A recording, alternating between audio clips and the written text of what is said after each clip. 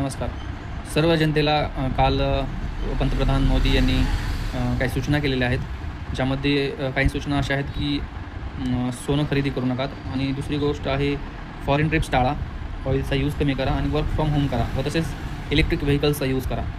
तर या सगळ्या सूचनेमागे काही कारणे आहेत. आपलं जे भारताचं फॉरेक्स रिझर्व्ह आहे, ज्याला की आपण विदेशी मुद्रा म्हणतो, ते फॉरेक्स रिझर्व्ह 2 महिन्यापूर्वी $728 बिलियन एवढं होतं.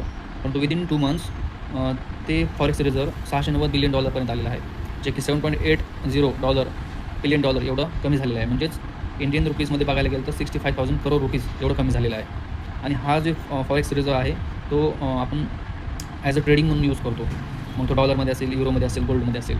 त्यामुळे पंतप्रधान मोदी यांनी गोल्ड खरेदी करू नका काही महिने असं सांगितलेलं आहे, कारण की याचा परिणाम फॉरेक्स रिझर्व्हवर होऊ शकतो.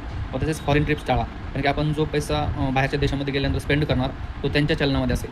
मग त्याचा परिणाम असा होतो की आपलं इंडियन रुपीजची व्हॅल्यू त्यांच्या चलनाने कमी होऊन जाते. समजा डॉलरच्या मानाने इंडियन रुपीजची व्हॅल्यू कमी होते. त्यामुळे फॉरेन ट्रिप्स देखील टाळा असं सांगितलेलं आहे. आणि दुसरी गोष्ट सांगितलेली की ऑइल युजेस कमी करा, कारण की ऑइल जर यूज करत राहिला तर आपल्याला क्रूड ऑइल मागवावं लागेल जास्त प्रमाणात, जे की फॉरेक्स रिझर्व्हचा यूज करून मागवावं लागतं. आणि सध्या क्रूड ऑइलच्या किमती ह्या प्रत्येकी $3 वाढलेल्या आहेत. तर त्यामुळे याचा लोड फॉरेक्स रिझर्व्ह होऊ शकतो. तिसरी गोष्ट आहे वर्क फ्रॉम होम करा व इलेक्ट्रिक व्हेकल्सचा यूज करा. वर्क फ्रॉम होम केलं तर तुम्ही ऑइल युजेस कमी करणार, व इलेक्ट्रिक व्हेकल यूज केल्या तर ऑइल युजेस कमी होणार. तर त्यामुळे याचा लोड फॉरेक्स रिझर्व्ह होणार नाही. तर या सर्व गोष्टी मागची कारणं, या सूचना देण्याच्या मागचं कारण अशी आहेत की आपलं फॉरेक्स रिझर्व्ह जे आहे ते सेव्ह व्हावं.